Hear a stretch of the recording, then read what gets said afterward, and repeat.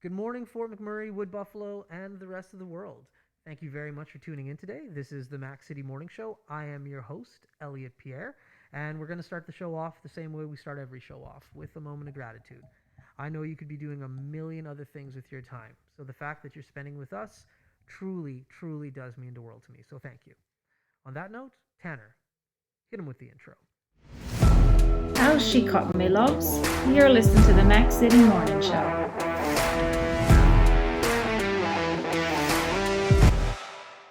All right, we have my favorite type of guest here today. I don't know this woman from a hole in the wall, so I love meeting new people, but I've been chatting with her for the last few minutes, and it's going to be a good one. So, as you guys all know, I do not introduce my guests. I let them do that themselves. So, on that note, can you please introduce yourself to the people at home? Tell them who you are and what you're about. Sure. So I'm Sarah Beaumont. I'm the Co-Operators owner in the Thickwood area. So I've been in the Fort McMurray since 2015. So I've witnessed the fires. I was here for the flood. So just kind of here to chat about flood awareness because that's coming up. It's actually going to happen a year from this weekend.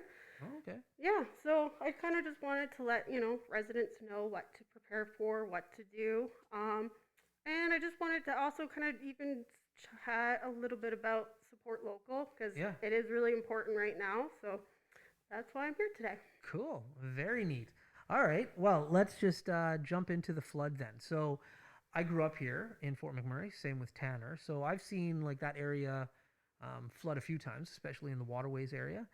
Never as massive, obviously, as the flood that we had last year. That was a big one. I know it happened back in the 70s, but I wasn't born yet. I'm old, but I'm not that old. My father was here for the one in the 70s, and he said people were canoeing down Franklin Avenue. Yeah, I saw those pictures, and my parents moved here actually in 1977. So I think that flood happened like in 76, a year before they showed up. They did, and I'm pretty sure that was the year my father showed up. There you go. So long-time residents. But most people aren't like my parents and Tanner's parents. So when it comes to the flood and flood insurance, how does that work? Because I have no idea.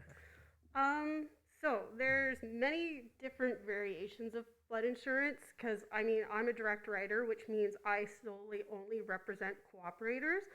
So when you have a brokerage, that means that if you go to a named brokerage, they represent many different other companies that also have different wordings, different coverages, different deductibles. So I can't really speak for those companies, but I just know with myself, with representing cooperators. So flood coverage, what we offer, it's called like comprehensive water. Okay. So what that is it covers you for any type of water that can get from the outside of your house inside your house. Okay. So that's flood, sewer backup, raising of the water table, which a lot of other companies don't cover. That's right. But I think because of last year's flood, there were changes in the wordings. So it might be something that they do look at.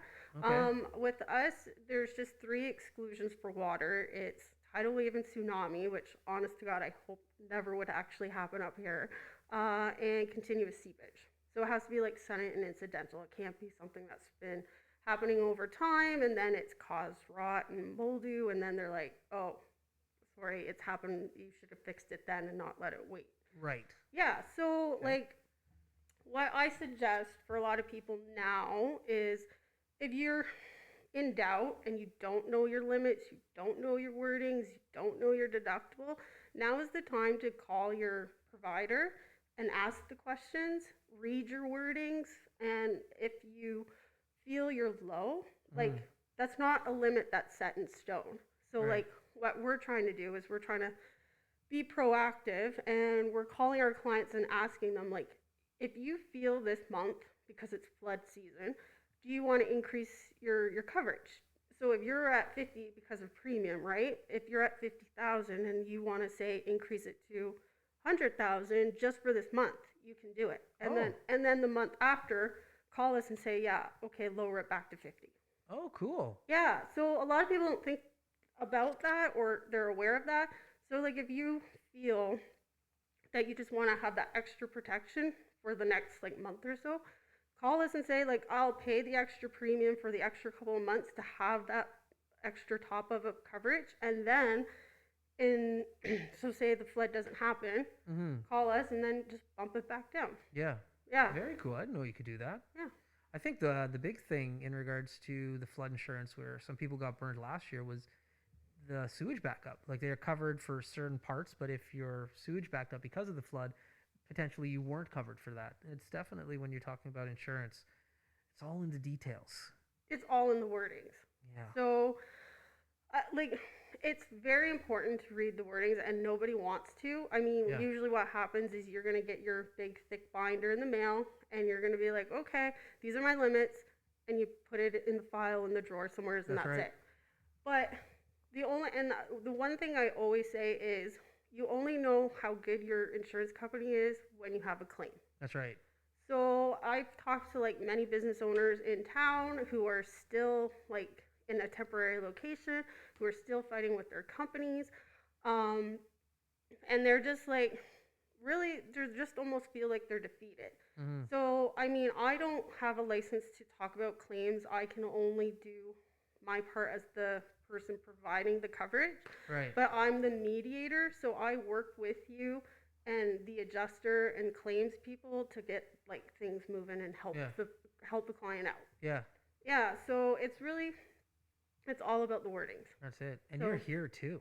Yeah, So if something goes wrong, people can find you. right? Well, and they do. Yeah, no But- doubt. But the thing is that's what I like about being local. Like people that are doing, claims adjusters that come up from wherever, they Yeah. don't know this area. They don't know what we're going through. Like I went through a fire. I went through a flood. Like I know people's stories. right. I know what they went through. Yeah. I mean, I went through it myself. Like it was a crazy time. Yeah. So that's why I just always want to reiterate, like, support local. Yeah. Like, if you want to get a cheaper rate from someone who's in Calgary or Red Deer or whatever, and that's fine. But, like, there's always the aspect of when you need that person, are they going to be there? Are they going to, like, be at a place that you can take a 5-minute drive to and be like, I need to talk to you? That's right. Yeah. Yeah, it's huge. Yeah. Nice. So yeah, and I know insurance is complex, and a lot of people like it does get a bad rap. But the thing about it, I find, is like we as a town should know the importance of it Oh, by now, yes. by now, right? 100%. Like we went through 2 major natural disasters in a Yeah. span of like 4 years. Yeah. So us as a town should be pros at knowing the importance of it, That's right. and also a good provider, right? Yeah. Yeah. That's exactly it. Yeah. Very cool. So, switching topics a little bit. hmm You moved here in 2015. Yes. Where did you move from? I'm originally from Moncton, New Brunswick. Okay. Yeah, so I'm a maritimer. Yeah. I also was up here in 2006 Okay. till 2009, but I was a banker back then. A baker. Banker. So Oh. I was a teller at Scotiabank. Oh, Down- banker. Yes. Oh, I down- thought you said baker. No, Because I no. was just going to say Tanner is a baker too. No, I wish I could be a baker, but Okay, a banker. Okay, so you came Yes. up for a few years and then said, you know what, I'm out for a bit. yeah, well, I had my son. Okay. So I was just like kind of missing, the grandparents for the baby, and I just wanted to go back and kind of get myself situated. And then that's when I started my insurance career, and an opportunity was available for a branch up here, and it Okay. just all played out. But it's definitely a different Fort McMurray from 2006 to what it was in Oh, yeah. 2015. No Yeah. doubt. Yeah. Yeah, the expansions were just starting to kick off in early 2006. And Eagle Ridge wasn't even oh no, just the overpass. that's right. Yeah. That's right. Like the highway systems were brutal back Oh, then. I remember going from Scotiabank downtown on Franklin at 5 o'clock traffic, and it would take me like 20 minutes or probably almost like 40 minutes to get up the hill That's right. to get home, and it was like back to back, bumper to bumper, That's all the right. way up. It was so bad that my first home that I purchased in Fort McMurray was in Thickwood on Simcoe. Big shout out to Simcoe and Thickwood. And but my office that I worked at the time was in Gregoire. Mhm. And it was taking me so long to get back and forth. I was like, I'm not doing this. So I bought a house in Beacon Hill. I literally moved because I was like, I'm not dealing with this It was- traffic anymore. It was brutal. It was brutal. People don't remember that. No, and That's same short with like memory span. restaurants, like Monday to Sunday, you would have to like wait out in the lobby hoping to get a table because That's it was right. just packed every night. That's right. I'm a Yeah. big traveler, so I remember having to go to the airport like 2 to 3 hours early, like leaving your house, just because the traffic was so bad. You might miss your flight because you might not make it Yeah. to the airport in time, especially if it was a morning flight. You had a flight at like 8 o'clock. You're like, man, I got to get up at 5 to get to the airport. So I'm gonna get stuck in traffic. I know, so it's crazy to see how like times have changed, Yeah, right? big time, big Yeah. time. So you come here. Obviously, you came, you left, you came back. What about the community you like so much? So I always found, like, especially now, so Fort Mac is deemed a city, Mhm. but it really feels like a small community. I find, like, during the flood, everyone was rallying together to, like, sandbag the hospital. The fire happened. Everybody was together to try to get everyone out safely. Like, people that get sick, they're on the Mummy Network or whatever Facebook group trying to raise money for these people that they don't even know. Right. So, I mean, and I've been in other cities and you don't get that type of response. Yeah. So, and I know, like, and it's such a small community feel, but and such a diversified community as well. Mhm. And we all just have our own people that we all kind of cling to, and we all rally together, and it's Yeah. it's just something you don't see very often. There you go. Yeah. So, prior to COVID, how often did you get back to Moncton? I love Moncton, by the way. Really? Yeah, I've I, been mi- once or I twice. actually miss it so much. Yeah. I miss Parley Beach. I don't know if you ever, Yep, I yeah. have. Yep. So and seafood. So we have really good lobster. Like I'm actually from Hillsborough, but I just say Moncton because Yeah. no one knows where it is. But it's like where Fundy National Park is, and it's big on seafood and fishing and all that stuff. And I used to get back at least once a year, Right. sometimes twice if I could make it for Christmas. But Yeah. yeah, so I definitely have that homesick feel a little bit, but Yeah. I am trying to make it back. Moncton reminds me a lot of Fort McMurray, to be honest with you. It's like it's a kind of industrial town because that's kind of where everything meets. You have the railways and Yeah. shipping and boats and everything comes into Moncton. So like, it's to me, and I don't know, be mad, be not be mad. I don't know. It seems like it's a blue collar type of town, Yeah. just like with normal people, really nice. I don't know the name of the bar. I wish I did, but there's an Irish pub. Oh, And I actually used to work right beside it. oh, it's a banger. Old Triangle. Like, There you go. Yeah, Something like that. Something something along like those that. lines. I remember the first time I went to Moncton. This was one of my first East Coast trips in general, and I've been to the East Coast a lot. I sat down at that bar in the corner with my coworker Matt, and we sat in the corner, and we were the first people in the bar that day. Early bird gets the worm. right. And when we sat there, there was some patrons that came in after us, and they came and sat at our table. And I was just like, okay. So we started talking to these people, and more people came in, and basically the party started at our table and grew out from there. Oh yeah. Unlike most places, you sit at your table, I'm going to sit at my table. It's like dispersed. People Right. are like, no. I came to meet people and party. I'm going to go sit where people are because I'm here for the party. Right. And I'm like, this is beautiful, and it's very indicative of all of the East Coast. Right. But that happened to me in Moncton for the first time, and I'm like, this is sweet. Yeah, it's kind of like up here. It's like work hard, play hard mentality, right? Yeah. So everybody kind of wants to like unwind, have a good time. No, I know. I love Moncton downtown, Yeah. and that's something I actually really hope one day we can get up here Yeah, is a downtown vibe. yeah. Because like Yeah. I find our downtown is just dimmered off to I know. not a whole lot, and we are having an upcoming election too, so I'm hoping with new faces and new Yeah. ideas and aspirations that something can maybe get turned around for our downtown kind of Yeah, scene, but we'll see. We'll see. We've had two potential counselors come on the show right now who had some pretty nice thoughts, so yeah, we'll see. We'll see. Now, we're at the part of the show where Tanner gets to take over for a little bit. It's called the Mac City Minute. Okay. He's going to ask you a few questions. I have no idea what he's going to ask you, so best of luck. Okay. Tanner, you're with the Mac City Minute. Question number 1. What is your favorite business to support locally? I actually, that's a good question, but so back during like when we first got shut down during pandemic, I did this like little initiative, and it was to help 10 local businesses 10 days, and I let like the community vote on who they would want to go and do. Uh, and of course, I went to like Shoppers in Stony Creek because they were working endlessly, like all the time. They didn't get the luxury of like staying home. Non for profits are big. Like I'm an animal lover, so SPCA is one. Um, and the other one, I was lucky enough to be able to help out twice. The Northern Lights Festival of Trees.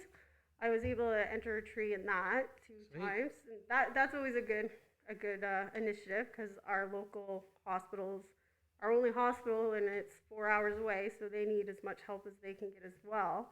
So yeah, I can't say I have a favorite. I just like to help out as much as I can. Question number 2. What is your favorite story from helping people with their claims? Um, so I would obviously say the fire because like that pretty much opened everyone to have a claim. So I dealt with lot of people in a short period of time No doubt. because I just came up and took over the office in 2015. Fire happened in 2016, so I was just new, like just starting to like get to know people. So one story in particular was it was a guy who had a truck and it burnt.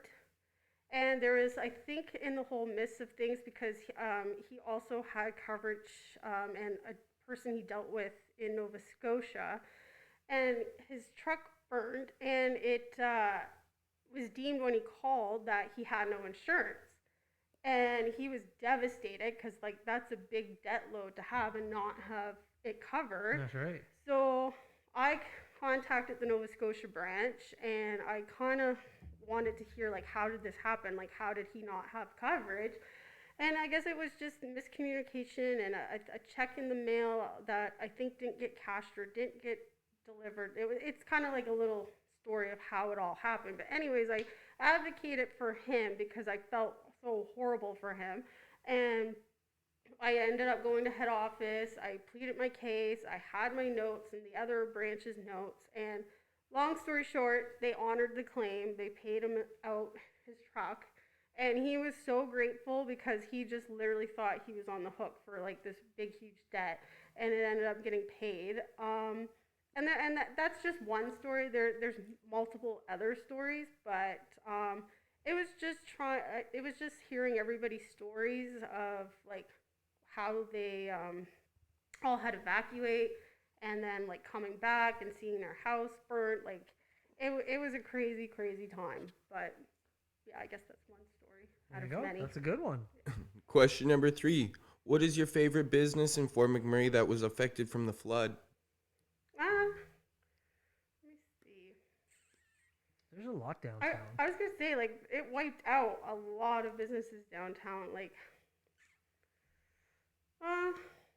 well, I can give a shout out to Optics because I went there the other day to get my glasses, and he was really affected by the flood, and he's still like temporarily out somewhere at a different location because of all of the craziness of the flood and insurance and back and forth. But yeah, and he's actually a really nice guy. And he's so yeah, I would say Optics. There's There you go. North Point's Gallery, but that's no longer. She retired. But Yeah. Yeah. yeah, and there's lots of them. Question number 4. What is the biggest change you noticed in your return to the Mac? Oh, well, we kind of talked about it, just like traffic, I guess the downtown scene. I find it's more family oriented because back in the day, the nightlife was pretty intense. Like there was stickers, the oil can. It was yeah, and now I find it's more family oriented. It's calmed down a lot. And your final question. What is your personal favorite local menu item in Fort McMurray? At a restaurant, Restaurant, fast food place, um, anywhere. I Right. do like, I think it's like vermicelli noodles at Sweet Basil. I love Vietnamese food, so theirs is really good. Um, and nachos. I'm a big lover of nachos, so 57 North has really good nachos, and EVP does too. And those have been your 5 questions. There you go. All right. Very nice. Very nice. I like we love food here. Yeah. We love food at the Mac City Morning Show. But one thing that you said, which is true, and I feel bad for the youth coming up now. Fort McMurray was a party town back in the day, and I was lucky to be in my 20s when that was all going down. Yeah, so me too. I took full advantage of it. But yeah, it was crazy. Yeah, it's very much family oriented now. And sometimes I feel that it's because I'm getting older, but then I go out still and I'm like, yeah, no, it used to be crazier. Oh yeah, like 10 times crazier. Yeah. So on that note, that's 20 minutes. We're wrapping up now. So Wow, before that I was let you go, quick. I know everybody gets surprised. So we definitely want to have you back again and Sure. again. You and I were talking before the show. We could talk about so many other topics, but we hit the main ones that we wanted to cover today. Yeah. But before you go, shameless plug, please one more time, tell everybody at home who you are, how they can support you, and yeah. Sure. So yeah, I'm Sarah. I own the Co-Operators branch in Thickwood, and if you're just looking for even just simple questions about your flood coverage, or even want to go over your policies just to make sure everything's protected, then give us a shout, and we'll be able to see what we can do. There we go. All right. Well, Fort McMurray, Wood Buffalo, and the rest of the world, thank you very much for tuning in to another episode of the Mac City Morning Show. Really do appreciate it because, like I said, I know you could be doing so many other things with your time. And on that note, have a great day, and we'll see you tomorrow. Peace. I said this. That's another Mac City Morning Show done. It's so ballistic!